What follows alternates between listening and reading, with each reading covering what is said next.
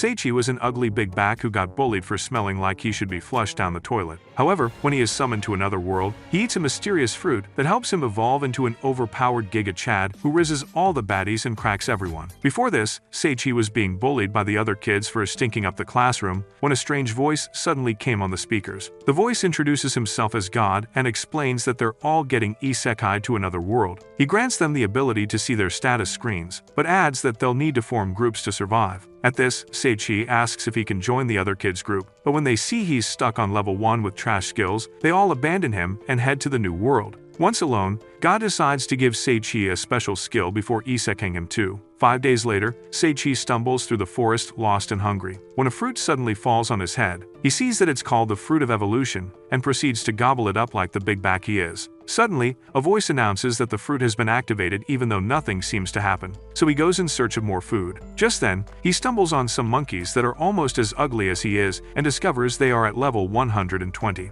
But thankfully, the monkeys run off, leaving behind more fruits and healing potions, which Seichi steals with no shame. A week passes, and Seichi's only skill is still putting things in his mouth. Suddenly, a mushroom poisons him, so he grabs the Fruit of Evolution, and it cures him, activating his poison resistance skill. Just then, one of the monkeys returns and starts beating Seichi to a pulp. However, when he tries to feast on his huge stomach, Seichi's body odor sneaks up on it and takes its life, leaving behind item drops. As Seichi checks them out, he receives the monkey's skills and a book full of its knowledge. That's when he realizes that his extra gift from God is his ability to absorb everything from a defeated enemy. This, in turn, triggers Seichi's evolution from a fat, ugly loser into a skinny, ugly loser. After the glow-up, Seichi checks his stats and sees they've gone up by 1,000, but he's still at level 1. 5 months later, Seichi is still in the forest, honing his skills and defeating new monsters. After defeating a wolf, he unlocks water magic and reaches his 9th evolution, leaving only one more to unlock. Suddenly, he gets surrounded by monkeys as a pink-talking gorilla named Saria descends and demands that Seichi fight her. When Seichi sees Saria's level is over 700, he panics and quickly dodges the attack, which surprises Saria, so she starts making googly eyes because she likes big, strong males. Scared of being bent over, Seichi tries to attack, but Saria dodges and punches the stars out of him.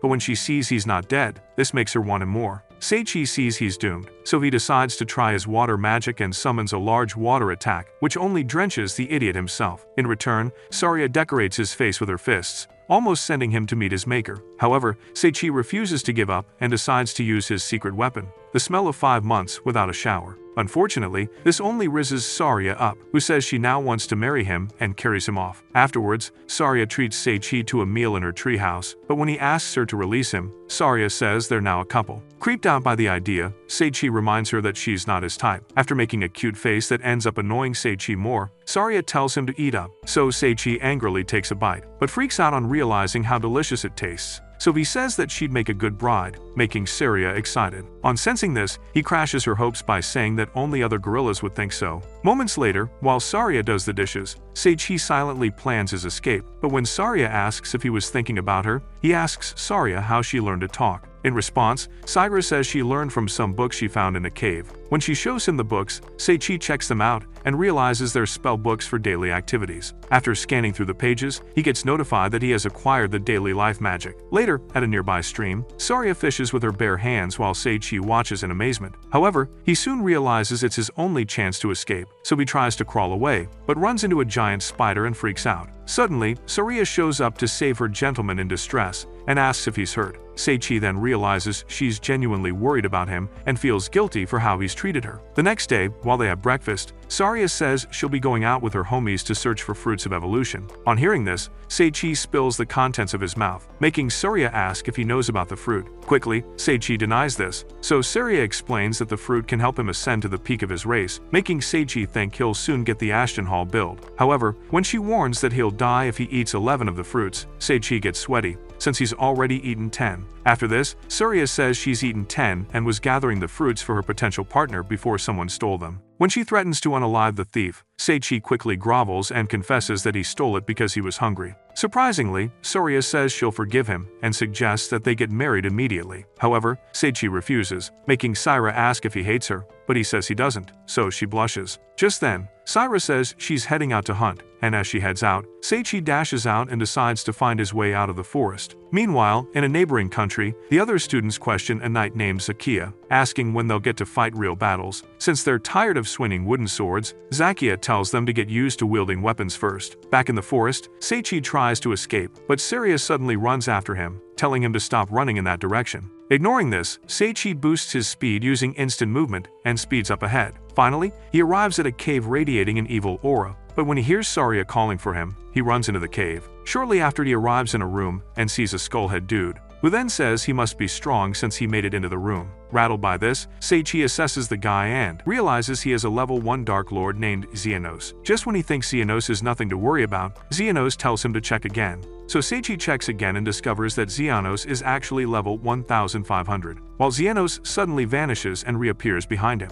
Xenos then tries to stab Seichi, but Saria suddenly gets in between them and gets stabbed instead. As she bleeds out and falls into Seichi's arms, he screams and tears up. However, when Seichi tries to get out a recovery potion, Saria stops him and says she's already dead while explaining that she has a skill that keeps her talking for a while after death. Surprised, Seichi asks Saria why she saved him when all he's done is treat her badly, and she responds, saying she enjoyed every moment spent with him. Saria then makes a final wish, asking Seichi to smile, amusing Xenos, who then says their little love story is ridiculous. Annoyed, Seichi summons his dagger and attacks Xenos with everything he's got, but the bony-head dude blocks his attacks and asks if he's been clapping the gorilla chick. Hearing this reminds Seichi of the sweet moments he had with Saria, so he angrily declares that he loves her. On hearing this, Saria suddenly glows, while Seichi hits Xenos with a water spell using his dagger. Unfortunately, Xenos opens up a magic hole which swallows up the attack and tells Seichi to surrender, since he can't be defeated. In response, Seichi says he can't since he's yet to respond to Saria's feelings and complete his final evolution. Suddenly, Seichi pulls a sneak attack on Xenos and stabs him in the chest with his dagger. Surprisingly, Xenos thanks Seichi for defeating him and starts glowing as a girl named Mary appears to usher him into the afterlife. When they both vanish, Seichi rushes over to Saria and holds her while she tearfully says she wanted to be his wife. Just then, Seichi kisses Saria and she suddenly glows bright, so Seichi screams, asking her not to vanish. However, to his surprise, she transforms into a redhead with the right kind of fruits, who then happily jumps on him, making him bleed out his brains. When she asks if he recognizes her, Seichi freaks out when he realizes she must be Saria. Afterwards, Seichi discovers from a book that Xenos was once a good lord and sword instructor to many heroes. However, at the time, the Emperor's schemes made him lose the love of his life. So, Xenos became a monster and retreated into a cave with Mari's body. After reading this, Seichi consoles Sagra, saying they did a good thing by reuniting Xenos with his love. Just then,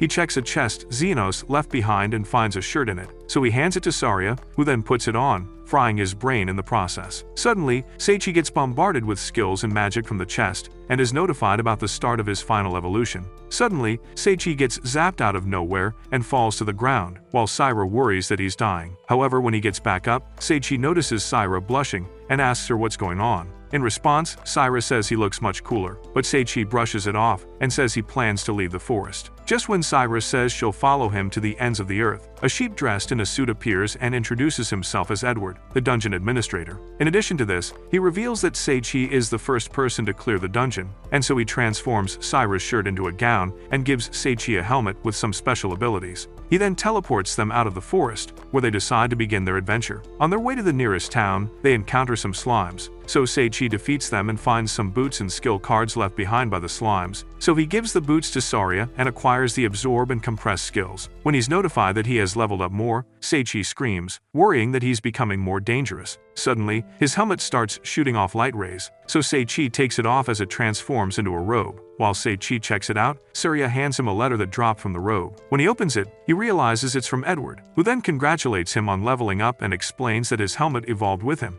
Later, Seichi and Saria arrive in a city where a knight named Claude berates them for having no proof of identification. Just then, Seichi states that they lost it on their way, so the knight asks them to put their hand on a gem to see if they're criminals. Seichi then goes first while wondering if his disguise skill works. Fortunately, they both pass the test, so Claude clears them to go in but tells them to get their proof of identification as soon as possible. In response, Seichi says they'll head to the guild to get it done, but Claude suddenly grabs him and says it's the last place he wants to visit. After they all introduce themselves, they head into the city and head straight to the guild. At the door, they wonder why Claude reacted the way he did, since the building looks normal. However, on opening the door, Seichi spots a whips specialist working on her enthusiastic volunteer and shuts the door to see if they're in the right building. Surprised, Saria asks why they're not going in. So Seichi peeks in again and realizes it's a circus of degenerates, so he shuts the door and stops Saria from peeking too. Just when he suggests that they go somewhere else for the proof of identification, a Mr. Olympia wannabe shows up and introduces himself as Gussel, the guild master. Gussel then says he overheard them and welcomes them to the guild. Afterwards, Gussel calls out to Eris, the freak who's supposed to be the receptionist, and says they have some new applicants. Suddenly, Eris transforms into work clothes and introduces herself. Saria then tugs at Seichi's robe and suggests that they join the guild, since everyone seems to be having fun. Just when Seichi agrees, some clowns barge into the building and approach him to ask if he's new. Seichi confirms that he just joined the guild, so the guys tell him to walk with them for a bit. After they head out, Seichi is taken to the ringleader, who has done time with Diddy and wants to gatecrash through Seichi's back door. Immediately, Seichi reads the room, and he breaks free and escapes on a roof while the sausage lovers chase him until they're exhausted. When he returns to the guild, Gussel says he can't believe that Seichi made it back walking normally, so Seichi tells him to do something about the creeps. However, Gussel laughs it off. Just then, Eris says they'll be conducting a few tests to see what kind of quests are suited for them. In addition, she states that they're required to attain a B rank or higher, with an adventurer accompanying them as their test proctor. Just then, an A-rank adventurer named Artoria shows up, looking clearly pissed about being selected to proctor the test, while Seichi remains fixated on her racks. Saria tells him to quit staring. Anatoria then asks Seichi if he wants her as his test proctor, but he says he doesn't mind. Annoyed, Anatoria grabs him and says he must have a death wish. However, Gussel states that Seichi escaped the Mohawks, so he might survive her too. Hearing this, Seichi wonders what they're talking about, while Anatoria reluctantly accepts the job. After introducing herself as a walking calamity, they head out, and she explains that they'll start off taking quests for odd jobs. Hearing this, Seichi wonders what she means, so Anatoria explains that they'll be helping an orphanage, demolishing a building, and walking a dog. While she rants about Gussel dumping all the odd jobs on them, Seichi says she looks cute when she smiles. Shocked, Anatoria tells him to shut his trap and suggests they get moving. Shortly after, they arrive at the orphanage, and Saria suggests that she handle the quest while they deal with the others. A nun then thanks them for taking on such a low-paying quest, since no one else would take it. Afterwards, as Anatoria and Seichi take their leave, one of the playing orphans falls, so she heads there to help the boy. And while she tends to the boy's wounds, a bundle of wood nearby collapses on them. Quickly, Seichi rushes over there, but to his surprise, he realizes that Anatoria had protected herself and wonders how she saw it coming. After Anatoria berates herself for this, they head to some ruins, where Anatoria says they'll have to demolish the building. However, before she finishes speaking, Seichi walks into the building, eager to show off. Just then, he touches the wall, and to his surprise, the entire building crumbles on him. Shocked, Anatoria rushes over and starts taking the rubble apart, while blaming herself for Seichi's predicament. Since childhood, she has had poor luck, which ends up hurting people around her. But while she tears up, Seichi rises out of the rubble and says he got dust in his mouth. Pissed off, Anatoria grabs him and tells him to use his head before his hands next time. Meanwhile, the students' heroes are still swinging wooden swords, so a knight named Orphe asks Zakia why he's being hard on them. In response, Zakia says he doesn't want them to die, since they have nothing to do with the war against the Demon Lord. When he states that he's not in support of the war, Orphe warns him against saying that to anyone's hearing. Somewhere else, Seichi says their final quest must be a walk in the park, but shortly after, he freaks out and runs when he realizes they're walking a wolf and not a dog. While Anatoria watches, Seichi berates her for not trying to help. Meanwhile, Adriana, the wolf owner, comments that Anatoria now smiles more often and says it must be because of Seichi. However, Anatoria says she's just supervising their tests. Later at the guild, Gussel takes out their reward from the place where the sun never shines, surprising Seichi. Eris then asks if they have a place to stay, so Anatoria suggests they try the inn where she's staying. Surprised to hear this, Gussel and Eris exclaim while Seichi and Syra agree to go with her. The next day, Anatoria announces that they'll be gathering 10 medicinal herbs each. Before she finishes explaining, Seichi says it's a piece of cake and bolts into the forest. After Saria goes after him, Anatoria wonders why she's smiling and figures she can't let anyone else get hurt under her watch. Some moments later, Saria shows up with all the herbs gathered, and after checking them, Anatolia commends her for the good work. However, when Seichi presents some mana mushrooms, Anatolia angrily states that the instruction was to gather medicinal herbs. In his defense, Seichi says he couldn't find any, but Anatolia points to some at his feet. Quickly, Seichi uproots them, but since he needs 5 more, he dashes into the forest to find them. On searching through the forest, Seichi finds only rare plants. Just then, he spots some demons planning to capture humans and decides to ask if they've seen any medicinal herbs around. Just when he steps out of hiding, the demons wonder if he heard their plans and panic about facing their boss's punishment, so they introduce themselves as the personal squad of Leia, a captain of the demons' army. Hearing this, Seichi figures they're bad news and tries to leave, but the demons get in his way and summon a troll to attack him. Suddenly, the troll tries to squash Seichi with a club, but he stops the club with his arm. Meanwhile, Seichi is impressed with his absorb skill, which enables him to transfer his opponent's skill into his own. While the demons watch him with their jaws dropped, Seichi destroys the club, making the troll collapse, so the demons run for their lives. Afterwards, Seichi heads back with rare items and says it's all he could find after searching through the forest. Just then, Anatolia hands him some medicinal herbs and tells him to try harder next time. But before Seichi can thank her, she shuts him up and suggests they move on. Meanwhile, at their base, the demons get the thrashing of their lives from Leia, who then asks why they visited the human realm. In response, Belle explains that they went to set up teleportation spells to reduce the forces of the human realm by teleporting them to the Black Dragon God's dungeon. Impressed, Leia says she feels bad for the human, but still insists on punishing them. Later, Seichi and his companions head to the fields, where Anatolia announces that their final test will be hunting slimes. She then asks Saria for her weapon, but Saria shows off her fists, so Seichi explains that her punches are her weapons. Just then, some slimes show up and Seichi quickly summons his sword to attack them, but the slime vanishes when he attacks. Surprised, Anatolia checks the spot and announces that the test is on hold because there are teleportation spells set all over the place. So Seichi asks how that happened, but Anatolia says she has no idea and suggests they head back to the guild. Suddenly, she steps on a teleportation trap, but just before she vanishes, Seichi and Saria grab her hands, so they all vanish together. When they appear somewhere else, they wonder where they are. Anatolia then suggests that they find an exit, and berates them for following her when they could have made it back to safety. Seichi and Saria then respond by saying that they just wanted to help her, surprising Anatolia, who then says she has never met anyone like them and says that they should head home. Just then, she tosses a stone at Seichi and says it'll help them find each other if they get separated from their party.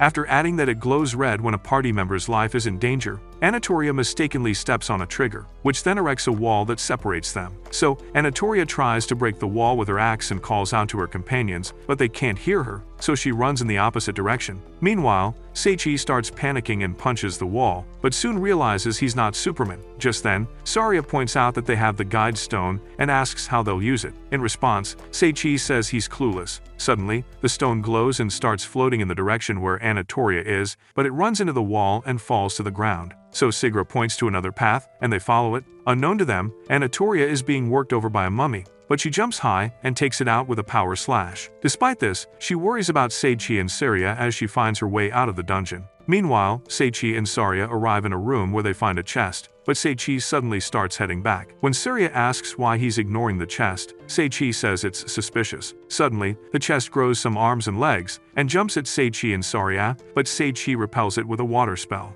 After this, the chest vanishes while Seichi gets notified that he has leveled up. Just then, the chest reappears, and when Sigra opens it, she finds a book about the chest. In the book, she finds out that some time ago, the treasure chest was important in any dungeon, but since the invention of the item box, the treasure chest has lost its relevance. So, in order to regain humans' attention, the chest grows limbs and gains the ability to speak using magic. Because of this, the humans start calling it a monster and attack it, so the chest roams around until it ends up in the dungeon. Hearing this, Seichi feels bad for the chest and realizes it contains a ring of misfortune and some skill cards. Just when he points out that nothing good can come from equipping the ring, Saria feels something glowing on her chest, so she reaches into her melons, freaking Seichi out as she takes out the guide stone, which is now glowing red. Somewhere else, Anatolia arrives in a room, and as the door shuts behind her, the Black Dragon God asks if she wants to be eaten and tries to blow her away with wind. However, Anatolia jumps and tries to attack the dragon. Meanwhile, Seichi and Saria panic on realizing Anatolia is in danger,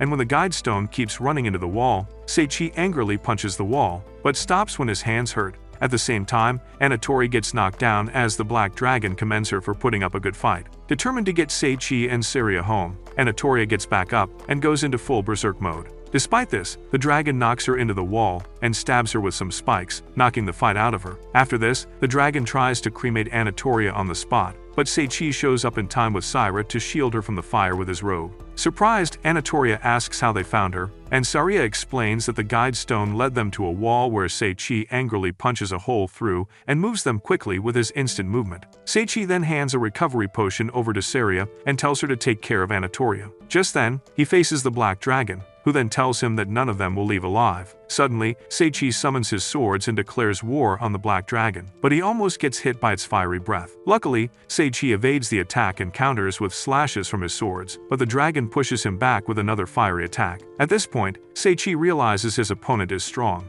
and when he appraises him, he realizes it's a level 5000 beast. Quickly, he evades another incoming attack, but the dragon immobilizes him midair before slamming him into a wall with its tail. When Sei-Chi lands on the ground, he wonders why his bind resistance and absorb skills didn't work. Just then, the dragon casts its most powerful spell, the Hell Inferno, and just when it tries to burn Sei-Chi to ashes, Saria tells him to use the spell he used on her. Suddenly, Sei-Chi summons his water dagger and casts a fall disaster spell, which unleashes a downpour of water on the dragon, quenching its flames. This pisses the dragon off, so it aims its fire breath at Sei-Chi, who then evades the attack and prepares to attack. Suddenly, the dragon tries to paralyze Sei-Chi again, but Sei-Chi breaks free this time and charges at the dragon with an ultimate skill. After successfully landing a hit on the dragon vanishes, leaving behind some loot, so Sei-Chi catches his breath while wondering why the dragon hates humans so much. Just when he's notified that he has leveled up, Saria jumps on him and asks why he's looking sad. Ignoring this, Sei-Chi asks about Anatolia, and Saria says that the recovery potion has put her to sleep. After this, Sei-Chi suggests that they head home, but Saria reminds him that they've not found a way out yet. So, Sei-Chi checks the loot for clues that might help them get out, but the moment he touches the loot, he absorbs some of the black dragon's remains. On checking out the black dragon's gem,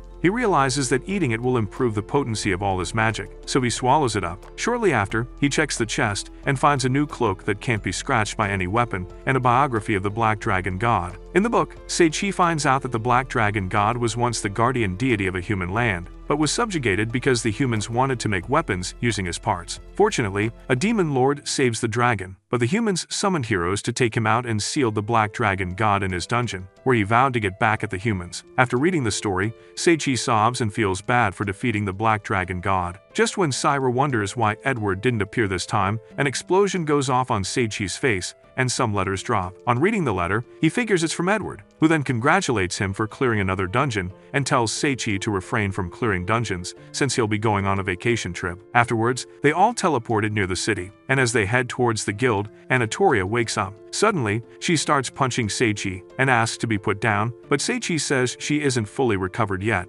So Anatolia apologizes for getting them caught up in her misfortune. When Sei-Chi asks what she means, Anatolia shows them her status and explains that she has terrible luck, and this earned her the title, Bearer of Calamity. Anatolia then further explains that since childhood, she's been cursed with the title, and it brings misfortune to those around her. Curious, Sei-Chi asks if there's a way to break the curse, and Anatolia says she'll have to live with it, since there's none. However, Sei-Chi and Saira state that they don't believe that she brought them misfortune. On returning to the guild, Gussel is excited to see them, so Anatolia asks what's going on, and Eris reveals that they're gathering information to find them. While Anatolia marvels at this, Sei-Chi tells her that she's wrong about the curse, since everyone loves her. Suddenly, Anatolia tears up and runs out of the building, so Saria tells Sei-Chi to go after her. Meanwhile, in the demon territory, Leia informs her subordinates that the Dark Dragon God has been defeated, leaving them surprised, since it was just as strong as the Demon Lord. When they ask about who defeated the Black Dragon God, Leia says she doesn't know while adding that a new enemy must have emerged. Somewhere in the city, Sei-Chi tries to find Artoria using the Guide Stone, but runs into Adriana, so she asks if she's seen Artoria around, but she says she hasn't, and asks if he's aware of Anatoria's curse. When Sei-Chi confirms that he is,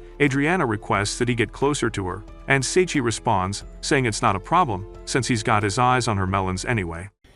Yeah, boy. Afterwards, he continues his search using the Guide Stone, which then leads him to the ruins where he had his first guild test. On getting there, he finds Anatolia sitting alone, so he asks what she's doing there, and Anatolia asks if she's really needed by others. When Sei-Chi reminds her of how excited everyone at the guild was when they returned, Anatolia figures it must be true. Meanwhile, Seichi remembers Adriana's request, so he hugs her and says some reassuring words to her. Meanwhile, at the guild, Saria worries about Seichi, so Gussel flexes his meat before her to take her mind off it. Suddenly, Eris captures his neck with her lasso and assures Saria that Seichi is probably getting through to Artoria. Back at the ruins, Seichi ignores the bulge in his pants and convinces himself that he's rendering service to humanity. However, when he backs off, he thinks about Anatoria's situation and wonders if there's a way to change her negative luck. So he asks her to put out her hand and puts the ring of misfortune on her finger, thinking it should cancel out her negative luck. Curious, Anatolia asks what the ring is for, and Seichi says it's a ring of happiness that can negate her curse and double her luck.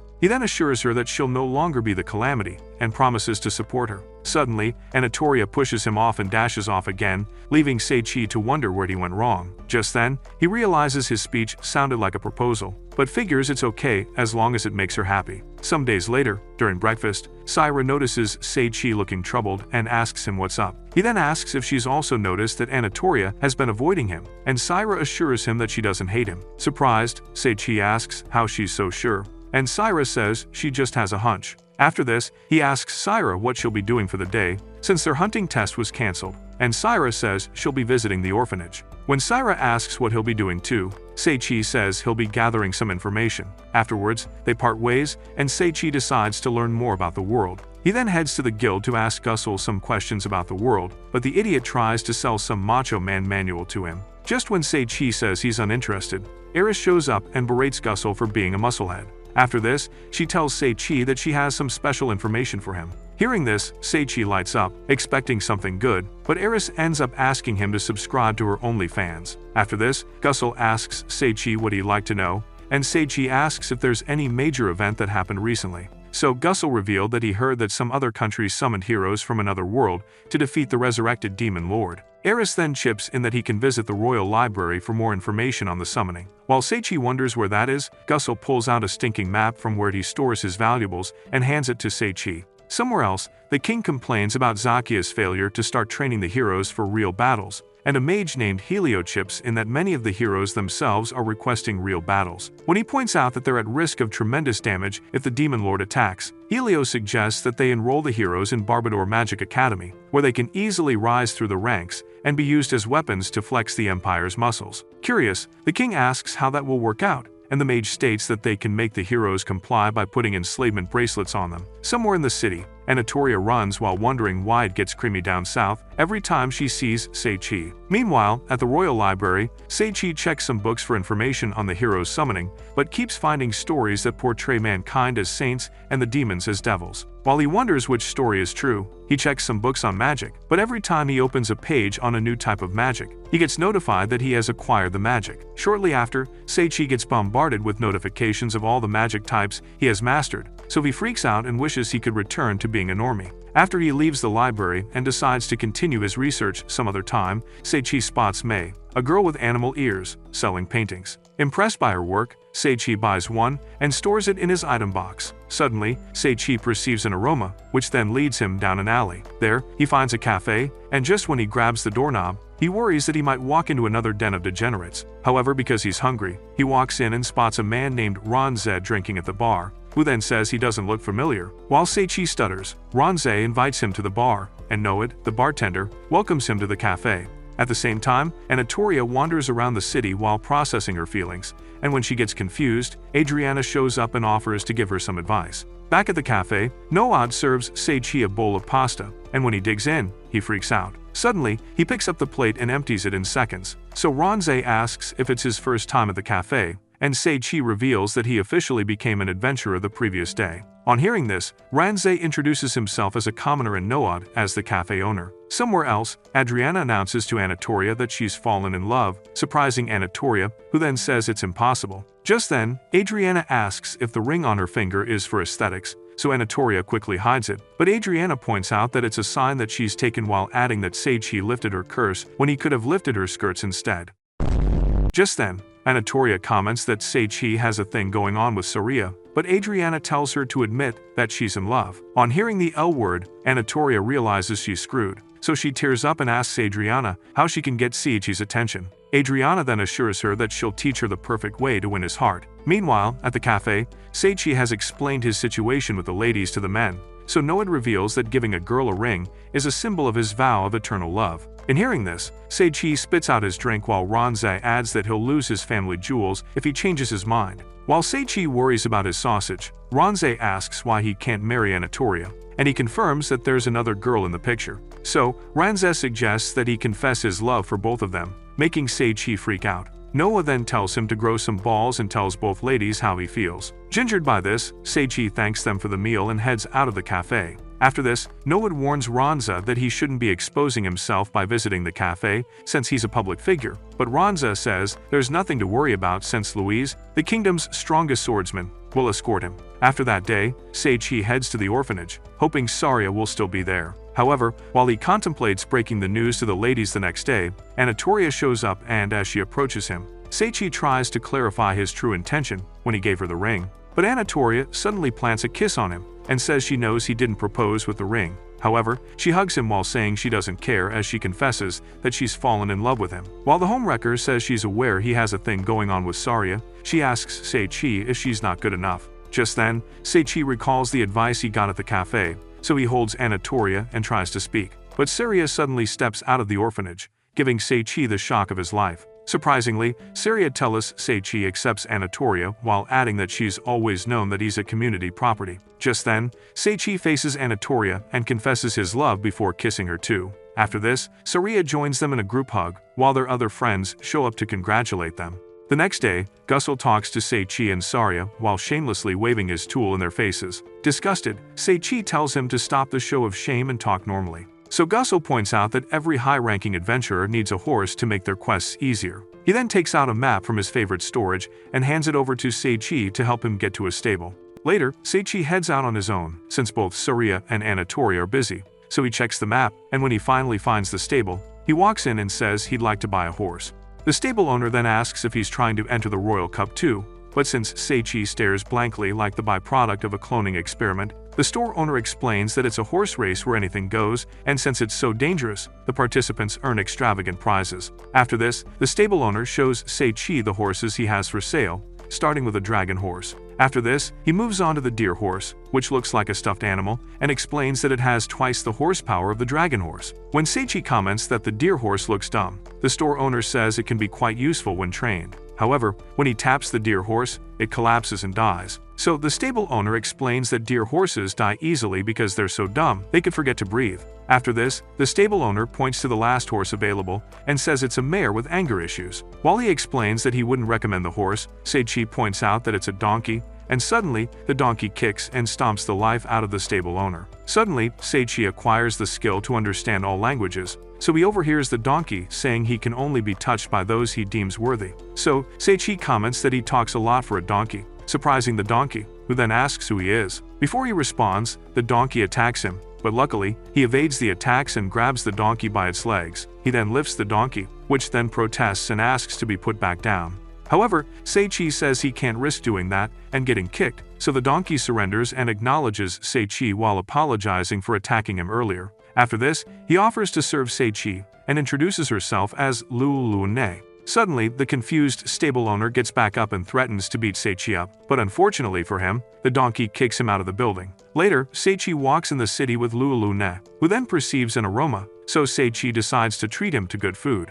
After they're done eating, Lulune says he'll spend his entire life paying Seichi back for feeding him. Just then, they spot some guy named Clay trying to convince Mei to enter a painting competition. So Seichi interrupts, annoying Clay, who then asks who he is. On seeing Seichi, Mei thanks him for buying her painting, while Clay says he can't believe someone finally noticed her talent. He then states that she should enter the charity painting competition, but Mei says she's still a beginner. Clay then approaches Seichi to ask if he really bought one of Mei's paintings, and when Seichi confirms that he truly did, Clay shows him one of his ugly paintings and starts speaking like an art genius. However, Seichi says the painting is not all that and asks who he is. In response, Clay introduces himself as a prodigy of the arts and returns to asking May to join the competition. On hearing this, Sei-Chi says he'll be participating in the Royal Cup and asks May to enter the competition if he wins. Shocked, May points out that the Royal Cup is dangerous, and Sei-Chi admits that he's scared, but he says it's worth it if it'll give her the courage to enter the painting competition.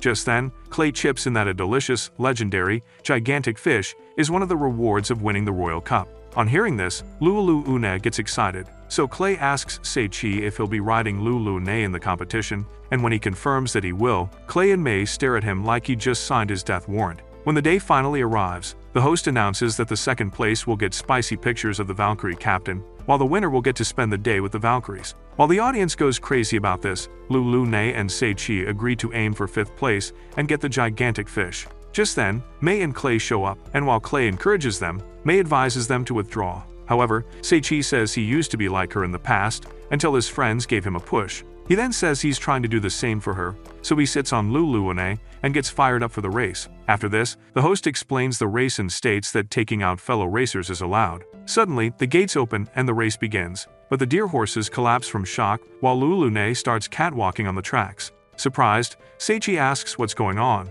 so Lulu Une says she skipped breakfast because she was looking forward to the gigantic fish. Quickly, Sei-Chi reaches into his storage and finds a fruit of evolution and offers it to Lulu Une. Meanwhile, the other racers take each other out on the tracks until there are 2 racers competing for first place. Just then, one of them blows a whistle and summons a monster wolf to the tracks. Seeing this, the racers and the host freak out. But just as she's about to announce the cancellation of the race, Sei-Chi and Lulu Une charge towards them at tremendous speed while the crowd cheers them on. Worried, Sei-Chi tells Lulu Une to slow down, but she says she can't while blaming the fruit of evolution. Suddenly, she leaps above the other racers, and when she lands amidst the wolves, the impact of her landing blows them away, leaving the A-rank leader of the wolves. Just then, the race that summoned the wolves orders the alpha wolf to take them out, but Lulu Une charges towards it and lands a kick on its nose, taking out the monster. Shocked by this, the other racers decide to forfeit the race, so Sei-Chi rides along and finishes the race. While the audience celebrates,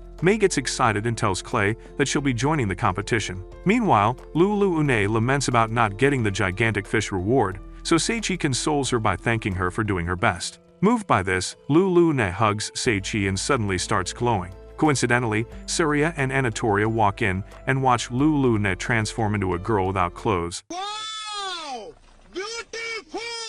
Suddenly, she jumps on Sei-Chi, making him nosebleed. Surprised, Sei-Chi asks if she's really Lulu Une, and she confirms that she is. On noticing the changes in her body, Lulu Une quickly covers up her melons, while Anatoria cracks her knuckles and asks Sei-Chi what he's up to. However, before he can explain himself, Anatoria wrecks his jaw with her fist. After this, she tells Sei-Chi to come up with a better excuse for cheating since she doesn't buy his ridiculous story about Lulu Une's transformation. Just then, Surya confirms that Sei-Chi is telling the truth and transforms into her gorilla form to prove it. While Anatoria marvels at this, Surya explains that she was originally a monster who became human after eating the fruit of evolution. So Anatori grabs Lulu Une, and they head to a clothing store where she tries on an outfit and thanks Anatori for her incredible fashion sense. Just then, some ladies named Lorna and Claudia barged in and introduced themselves as the nation's Valkyries. After this, they ask Sei-Chi to put out his hands, and when he does, they put magical cuffs on him. Then, they explain that they've been ordered to bring him in,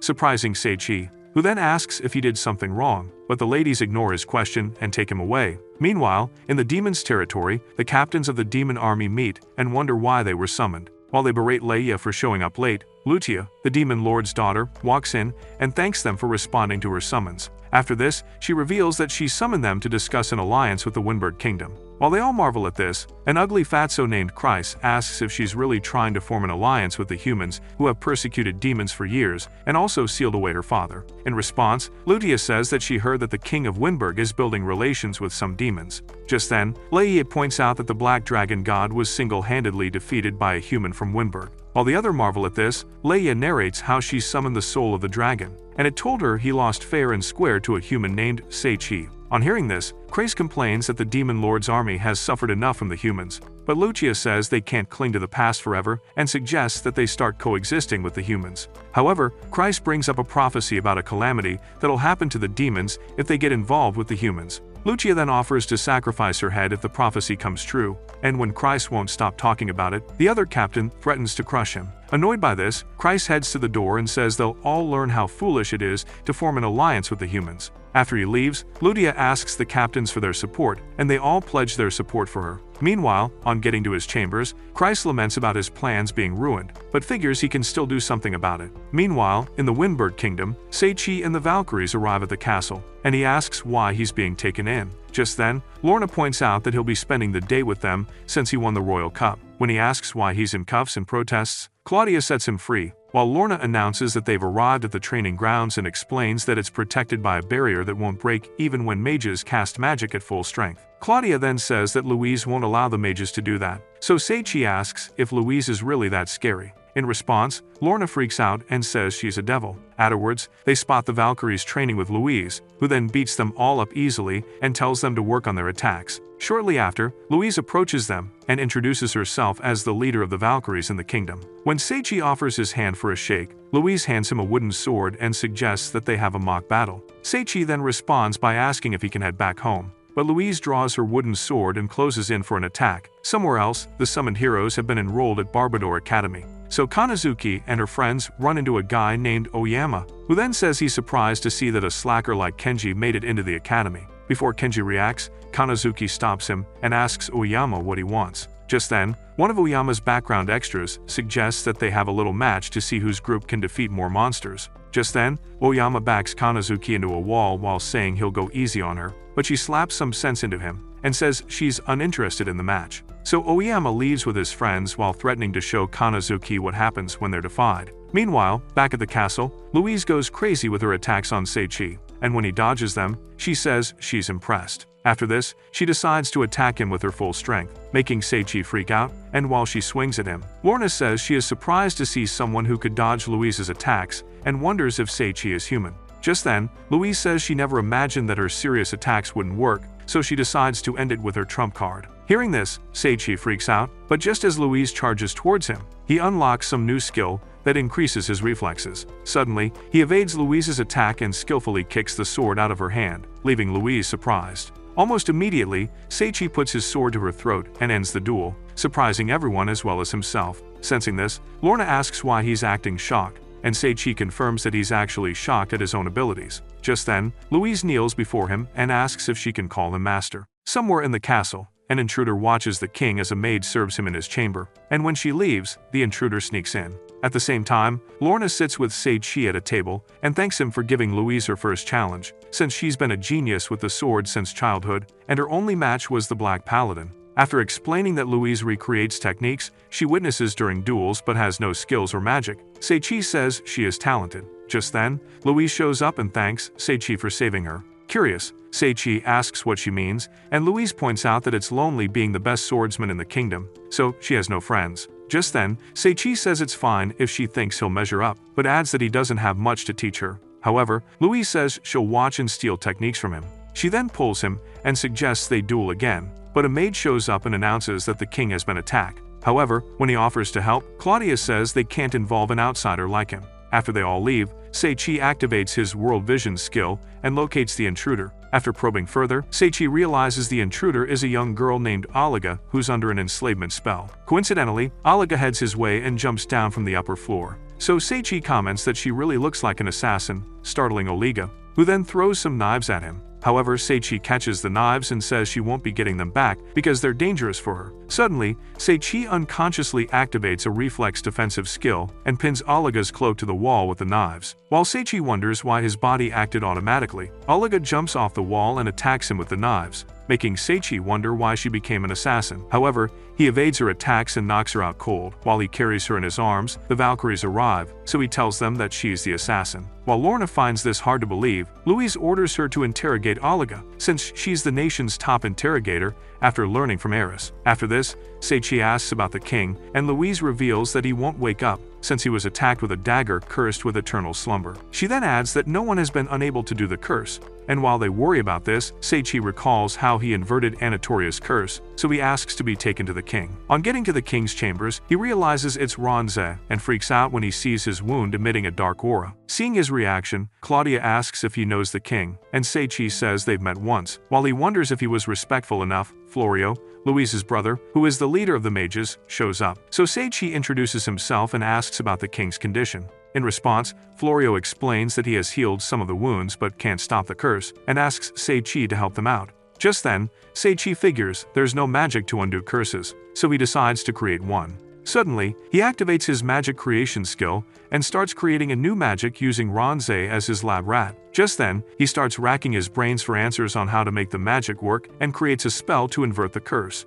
Fortunately, the magic heals Ronze's wounds, and he wakes up, asking why he's been sleeping. Florio then explains that Seichi undid the curse, and while Seichi brushes it off, Ronze thanks him and offers to reward him. When Seichi tries to decline the offer, Louise says he can't since he just saved the entire nation. So, Seichi says he has a request. Meanwhile, in the neighboring country, Zakia approaches the king to ask about the summoned heroes, and the king responds, saying they've all been sent to Barbador Magic Academy. At the academy, Kanazuki and her friends discuss how they're being left out of activities, and while they wonder why, Owama and his friends, Rento and Messiah, show up asking what they're talking about. In response, Kanazuki asks them to get lost, since it's none of their business. When things start getting heated up between both groups, Kanazuki reveals what they're talking about. Messiah then reminds them of Helio's instruction for them to show off their powers as heroes. Oyama then chips in that they're better than the other students, while Messiah berates Kanazuki and her friends for trying to be good people. Meanwhile, at the castle, Louise, Lorna, and Claudia take a bath and talk about Seichi's request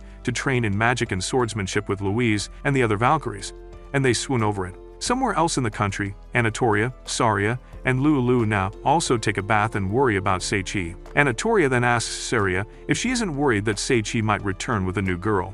In response, Saria says it's not a problem since she trusts Seichi, but Anatoria says she feels jealous. After imagining different girls hitting on Seichi, she screams, saying she'll go crazy if it ever happens. Meanwhile, in the neighboring country, Sakia questions the king on his decision to send the heroes to Barbador Magic Academy. However, Helio berates him for questioning the king's ideas, while the king states that the heroes are merely sacrificial pawns. Zakia then asks what they'll do if the heroes revolt, but Helio says it's impossible since enslavement bracelets have been put on them. Just when Zakia gets pissed about this, someone tries to assassinate the king, but Zakia blocks the arrow. Annoyed by this, the king orders Zakia to go after the person, so he jumps out the window, while the king wonders if it's the demons. Helio then chips in that he heard that Ronze is forming an alliance with the demons and points out that it's treason. However, the king reveals that he has already sent out a Twilight assassin to handle it. Some days later, Anatoria, Saria, and Lulu show up at the castle to see Seichi, and when they see him, Anatoria says that they came because Saria kept feeling jealous.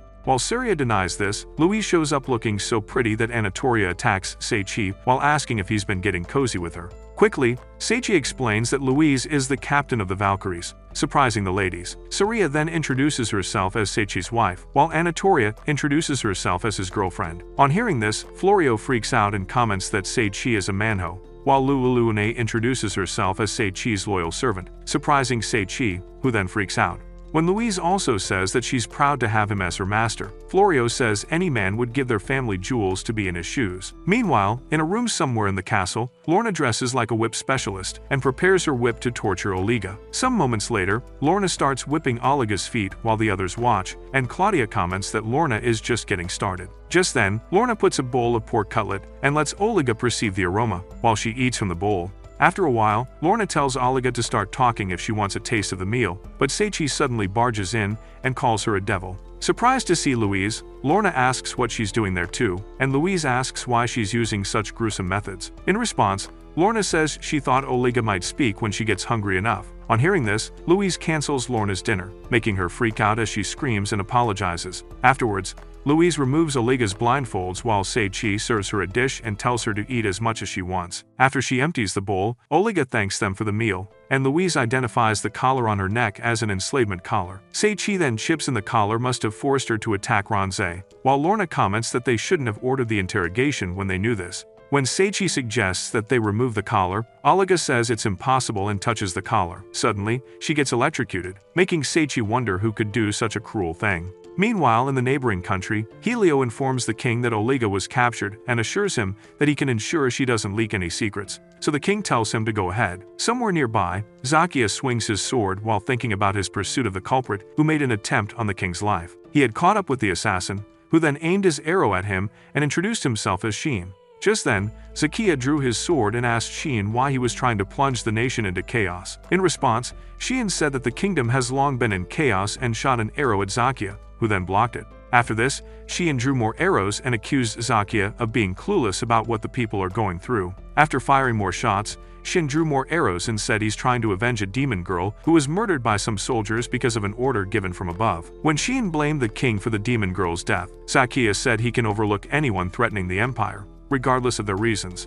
Hearing this, Sheen called Zakia a puppet, annoying him as he claimed he just wanted to protect the country and summoned a magic gem sword. Suddenly, Sheen shoots multiple arrows, but Zakai blocks them all using the magic sword. However, an arrow from the moon suddenly hit his leg, surprising Zakia, who then wondered where it was fired from. Just then, Sheen made it rain arrows on Zakia, but he slashed through the arrows and told Sheen to surrender. However, Sheen said they'll battle some other day again and jumped off the roof. Back in real time, Zakia recalls being called a puppet and takes out his anger on a nearby tree.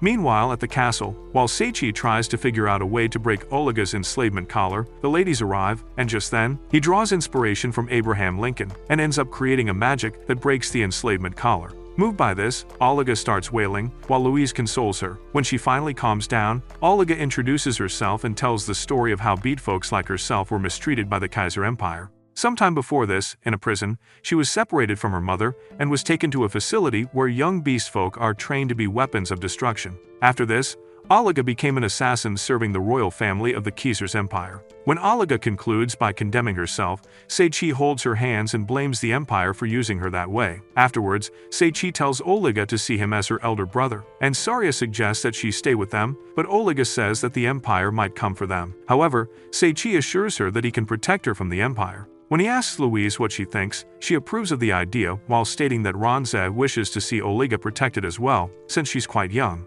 Somewhere else, Kreis and Helio communicate through glass orbs, and Kreis reveals Lutia's plans to ally with Winberg. Just then, they decide to play their parts and move forward with their plans. Some days later, at the castle, Seichi practices magic control under Florio, who then says he has improved while adding that it's all thanks to his skills. Shortly after, Louise arrives to see Seichi, who then notices that she seems different. So, Louise asks if he can protect her father while she's gone, surprising Seichi. So he asks where she's headed, and Louise states that the Black Paladin sent a report on the increasing number of monsters on their borders and needs the help of the Valkyries.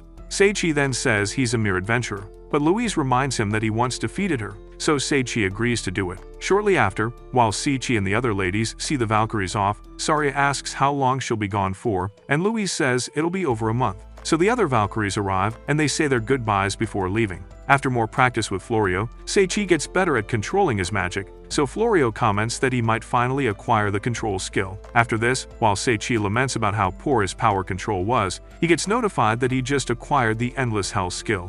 While he freaks out and wonders what the skill does, Gussel and Eris show up at the castle and are quite elated to see him. Curious, Seichi asks what they're doing at the castle, and Eris explains that they brought a mage to see the king. When Barnabas, the mage, shows up, Florio bows to pay his respects, while Seichi asks who the mage is. Shocked, Florio berates Seichi for not knowing the greatest magician of all time. Facing Barnabas, Florio starts his obsessed fan performance, but Barnabas tells him to cut the crap. When he adds that he's aware that Florio is talented, Florio sheds happy tears and feels accomplished. Later, when Gushel meets Ronze, he shows off his abs, and Ronze comments on his impressive muscles. Just then, Barnabas joins them, surprising Ronze, who then gets off the throne to pay homage to him.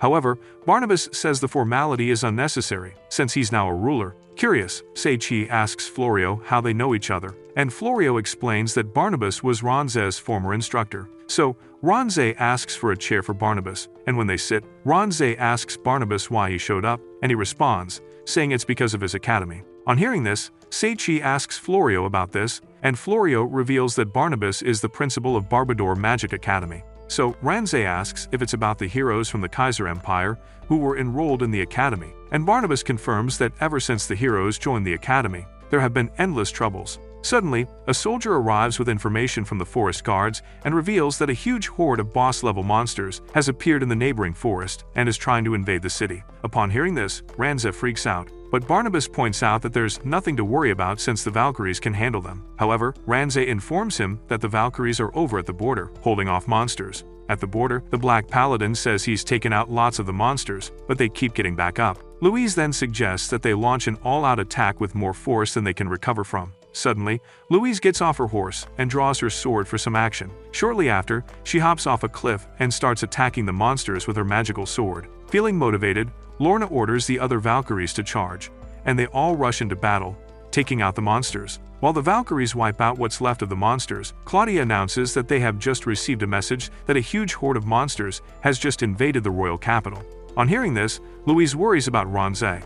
Meanwhile, Christ watches the battles from a glass orb in his chamber and gets excited because his plans are working. As the monsters approach the walls of the royal capital, Seichi and his companions watch from the walls. So Anatoria says she's never seen that many boss-level monsters attacking at once before. Seichi then spots Saria getting excited about fighting and worries about how she'll fight in her human form. To make matters worse, Lulune tells Seichi that she's scared since everything she loves to eat will be gone if they lose the battle. Alika then tugs at Seichi's cloak and promises to do her best, so he thanks her, but warns her not to overexert herself. Suddenly, different adventurers show up to defend the city against monsters, including the party that tried to break in through Seichi's back door. When the monsters get close to the city, Gussel jumps outside the walls and goes berserk. He then charges towards the monster, and his guild members run after him into battle. While Seichi worries about them, Barnabas tells him to watch. Just then, Gussel bursts through a monster, and when another giant monster tries to clobber him, he shatters the club, while Eris takes out the monster using her lasso.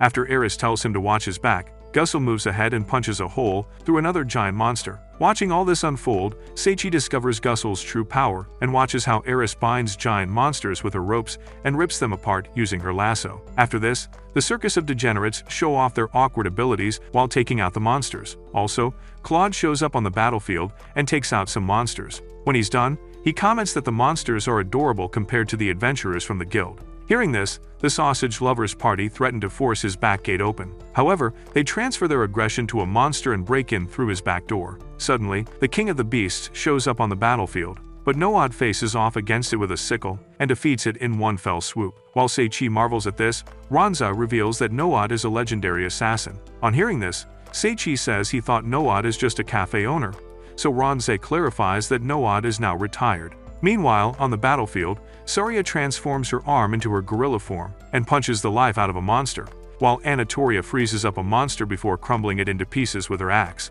Not wanting to be left out, Lulu Une rushes into the battle and takes out the monsters with her incredible kicks, while Oliga cuts down more monsters with her knives. To eliminate the remaining monsters, Barnabas casts a spell from the wall, which rains fire on the monsters, but since that doesn't do the job, he summons a tornado. Watching this, Seichi realizes he's been standing with a monster all along, and amidst the chaos, he feels useless. Just then, more monsters show up. As the monsters take over the fields again, Barnabas points out that, unlike the previous horde, where he occasionally spotted S-rank monsters, the new horde is filled with S-rank monsters. Meanwhile, the adventurers keep fighting hard against the monsters on the battlefield, but they're outnumbered and surrounded. Watching this from the city walls, Ranzik comments that they're being pushed back, so Seichi thinks of using a wide-range attack spell, but worries about the adventurers still on the battlefield. Suddenly, he gets an idea and says he knows an ultimate spell that can help them break through the attacks at once.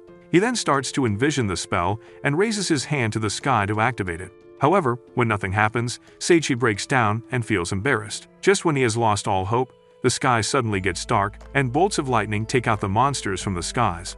While Seichi gets notified of the new magic he just created, the lightning attacks cherry-pick the monster, leaving the adventurers safe as they celebrate. After the rubble clears up, they realize that all the monsters were cleared out by the spell, so Saria announces that they won. Meanwhile, back at Cry's chamber, he freaks out when he realizes what has become of his army of monsters. Suddenly, the lightning from Seichi's spell hits his building and strikes him too. Back on the battlefield, Seichi suddenly levels up massively and freaks out while wishing he could stop it. Just then, a voice notifies him that his acquired skills are being combined to form new skills, leaving Seichi distraught. Just then, Ranza commends Seichi for being amazing. After this, Ranza leaves to check the walls for damage, so the ladies rush over to ask Seichi if he's alright. When he assures them that he's fine, Barnabas approaches him to ask if he's likely to become a teacher at the Magic Academy, leaving Seichi surprised. He then asks Barnabas why he chose him, and Barnabas explains that the spell he used to wipe out the monsters was so powerful and precise. In addition to this, Barnabas says even he can't pull off such a powerful spell and asks Sei-Chi to teach him to use such power.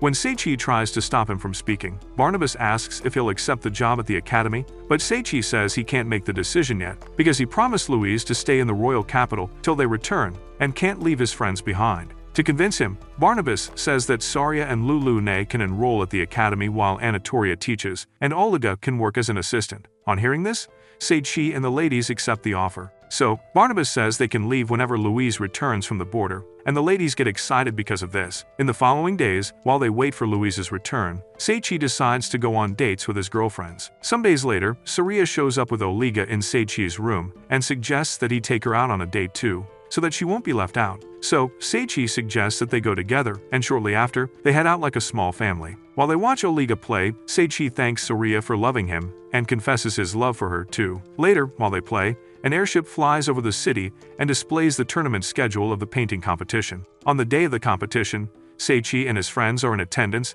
and watch as the host invites Berger, a painting prodigy who'll be judging their works. Just then, Clay's work is displayed, surprising everyone.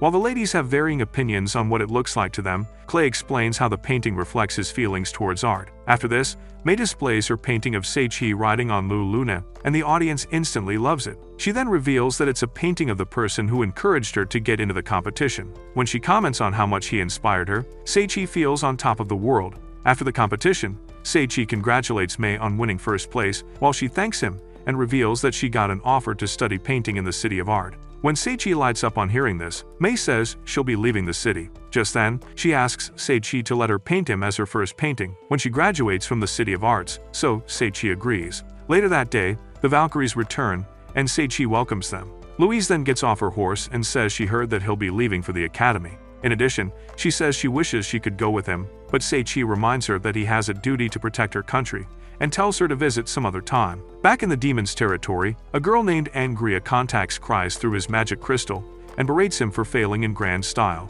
Suddenly, the demon lord speaks from within a flame and asks why they delayed his resurrection.